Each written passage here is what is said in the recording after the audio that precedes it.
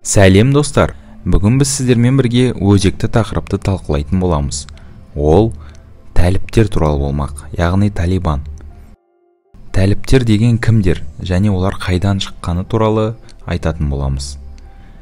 Тәліптер ұйымдарын исламға негізделген шариғат заңдарын басшылыққа алатын ұйым ретінде сипатталады. Талибан ұйымы Қазақстанда және бірнеше елдерде тыйым салынған террористік топ болып табылады. Ол қашан құрылды, олар кімдер және қайдан шықты? Осы сұрақтарға бүгін жауап беруге тырысамыз. Сонымен талибан қалай құрылды? Талибан араб тілінен аударғанда шәкірт немесе студент дегенді білдіреді. Бұл ұйым 1994 жылы Ауғанстанның оңтүстігінде құрылған. Бастапқыда ұйымға 50-ге жуық медресе шәкірті мүше болған. Оларға Қандахар қаласынан шыққан Молла Омар Ахунд жетекшілік еткен. Молла Омар Пәкістан мен Фруиден қаласындағы медреседе біраз уақыт оқыған.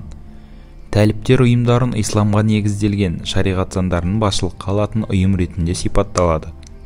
Талибан құрылғаннан бірнеше ай өткеннен кейін ұйым мүшелерінің саны 20 мыңға жетті. Ұйым жақтастарының басым бөлігі медресе мен шариғат мектебінің оқушыларынан тұрды. Сарапшылар Пәкістанның барлау агенттігін Талибан ұйымының құрылғаннан бергі ең үлкен қолдаушысы мен бағыттаушысы деп таниды. Талибан құрылғаннан кейін көп ұзамай Ауғанстанның екінші үлкен қаласы Қандахарға шабуыл жасады. 1994 жылы 3 қарашада тәліптер ұйымы Пәкістанмен шекарадағы қаланы ешқандай қарсылыққа тап болмай бақылауға алды. Бұл Кабулдағы ауған үкіметіне алғашқы соққы болған еді. 1995 жылы Талибан елдің 12 қаласын бақылауға алды.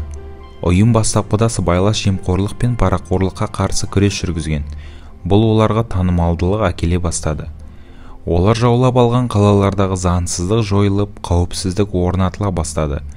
Тәліптер пуштундар тығыз қоныстанған елдің оңтүстігіндегі қалаларды қарсылықсыз басып алып, 1995 жылы Кабулға жақындай түсті. Астананы бақылауға алу үшін Кабулды 3 жерден бомбалады. Алайда Ахмед Шах Масуд бастаған талибан күштері үлкен жеңіліске ұшырады. Талибан 1996 жылдың қыркүйегінде Пәкістан мен Парсы шығанағының кейбір елдерінен қаржылай және қару-жарақ түрінде көмек алып, Кабулға шабуыл жасауға қайтадан дайындық жүргізді. Алайда қанды көше соғысына түскісі келмеген Ахмед Шах Масуд 96 жылы 26 қыркүйекте Кабулдан әскерін шегіндірді. Алайда 27 қыркүйекте билік пен әскер күшін пайдаланып, Талибан жауынгерлері Кабулға кірді. Тәліптер Біріккен ұлттар ұйымы ғимаратын паналаған Ауғанстанның бұрынғы президенті Мухаммад Наджибулла Ахмедзай мен оның ағасы Шахпур Ахмедзайды өлім жазасына кесті. Астананы басып алғанға дейін әскери құрылымы болған Талибан осы күннен бастап өз үкіметін құрғанын жариялады. Жаңа үкімет Ауғанстан Ислам әмірлігі деп аталды, ал негізін қалаушы Молла Омарды Эмир Муминин деп жариялады. Туларын өзгертіп, Молла Омар есімімен мешіттерде уағыз оқыла бастады. Ауғанстанды жіті қадағалайтын сарапшылардың пікірінше, содан бері Талибан Пәкістанның аймақтағы мүдделері үшін соғысатын ұйымға айналған. Пәкістан, Біріккен Араб Әмірліктері мен Сауд Арабиясы Ауғанстан Ислам әмірлігін ресми түрде мойындаған 3 ел. Билікке келгеннен кейінгі кейбір қағидалар келесідей болды.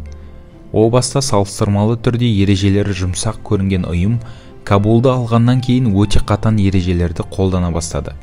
Шариғатқа негізделген конституциялық жүйе күшіне енді. Ханафи мазхабына басымдылық берді. Әйелдерге жұмыс істеуге, қыздардың мектепке баруына және білім алуына тыйым салынды. Әйелдерге орамал, еркектерге сақал қою міндеттелді. Сақалын алғандар 6 айға дейін бас бостандығынан айыру жазасына тағайындалды. Жүздерін көрсеткен әйелдерді қамшымен ұрды. Ауғанстан телеарнасының көрсетілімі тоқтатылды. Визуалды хабарлар мен музыканың барлық түрлеріне фотоға түсуге тыйым салынды. Еркектер үйіне жақын мешітте күніне 5 уақыт намаз оқуға міндетті болды. Намаздың уақытын білмейтіндерді қамшымен ұрды. Медреселерде 3-ші сыныптан бастап барлық оқушылар бастарына кемінде 3 метрлік орамал орап келуге міндеттелді. Ислам мемлекетіне қарсы шыққандар сатқын деп танылып, тікелей өлім жазасына кесілді. Өлім жазасы мен бас кесу рәсімдері жұма намазынан кейін жұртшылық алдында жасалды. Ресми мекемелерде пушту тілі міндетті болды. Жүргізушілер жолаушы әйелдерге қарамау үшін қоғамдық көліктегі айналар алынып тасталды. Ал талибандардың отставкаға кетуі қалай болды? 2001 жылғы 11 қыркүйекте ақш-тағы террорлық шабуылдан кейін ақш әкімшілігі Аль-Каида жетекшісі Усама бен Ладенді шабуылға күдікті деп таныды. Оны Талибан жасырып отырғанын мәлімдеп, бен Ладенді беруді сұрады. Талибан Усама бен Ладенді ақш-қа тапсырмайтынын мәлімдеп, ақш 2001 жылғы 7 қазанда Талибанға қарсы операция бастады.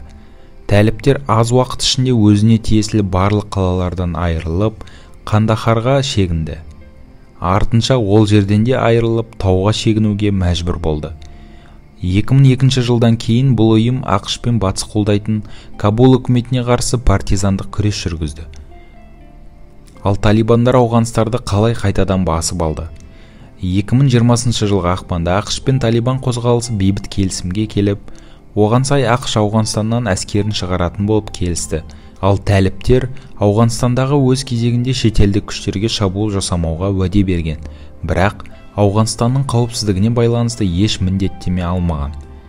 Ауғанстаннан ақш әскері шығарыла бастаған соң 2021 жылдың маусым айында тәліптер елдің көптеген аудандары мен провинцияларының орталықтарын біртіндеп басып алып жатты. Ал тамыз айында тәліптер Кабулды қоршап алғаннан кейін Ауған үкіметіне әкімшілік Астананы бейбіт жолмен беруге шақырған. 15 тамызда тәліптер Кабулды басып алып, ел президенті Ашраф Ғани елден қашып кеткені хабарланды. Артынша тәліптер Кабулдағы президент сарайынан мәлімдеме жасап, Ауғанстанда үстемдік орнатқанын хабарлады. Бүгінде Талибан радикалдық ұйымының басшысы Малави Хибатулла Ахунзада. Ол 2016 жылдан бері саясат, дін және әскери іс бойынша ең жоғарғы адам. Талибан Кабулға кірген кезде биліктегілер халықты тыныштандырып, бәрі бақылауда екенін айтқан, бірақ халық сене қоймады. Кабул көшелерінде кептеліс болып, халық үйін тастап қашып жатты. Әуежайға да жүгіргендерді көп болды. Талибан радикалды қозғалысының содырлары жақын арада елде Ауғанстан ислам әмірлігі құрылатынын мәлімдеді. Осымен достар, біз сіздердің сұрақтарыңызға жауап бердік деген ойдамыз.